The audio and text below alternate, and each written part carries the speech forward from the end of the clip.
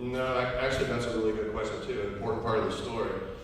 Because she lived in Alabama, the daughter, she couldn't take care of it. And excuse me, the brother lived locally, but worked out of town a lot, and he couldn't do anything.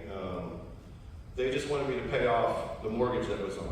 That's all they asked me to do. She owed $159 on it. I felt guilty. I offered them more. She didn't want to take it. She came back and said, "Well, will you give me an extra $10,000?" So I actually paid $169 with a few extras, and that's how we got to the $171.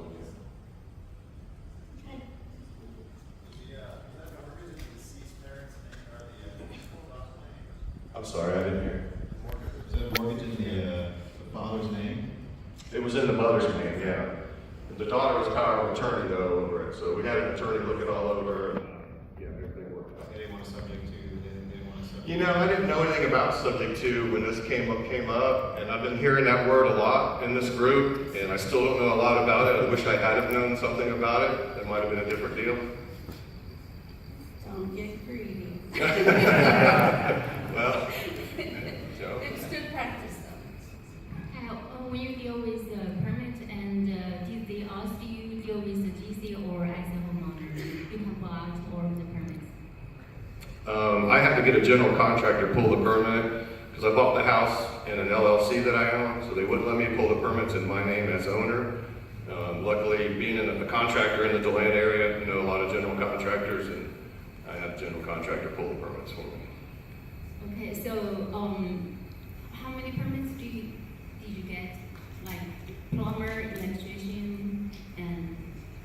Well, there was officially 2 permits. One was for the roof, and then the second permit was just a rehab permit, they called it, for all the other work. Everything that we did after that was under the umbrella of the remodel permit. So. Oh, thank you. Yeah.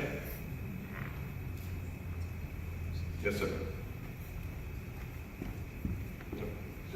So you said it appraised for $290 as is. Yes, sir. How come you didn't just clean it out and sell it as is without having to put another $100K into it?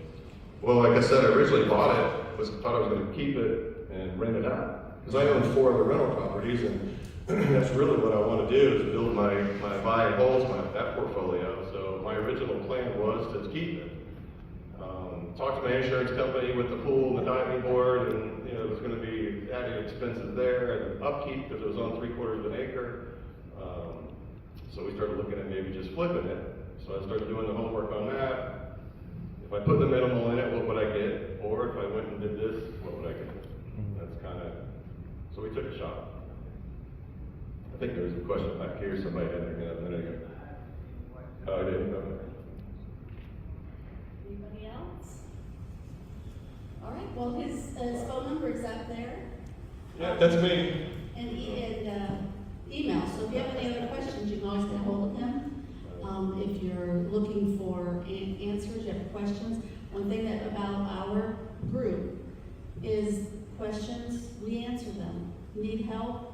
I've gone to Ron before, he's come out to look at a house for me. Everyone's willing to help, so if there's anything you need, any questions, get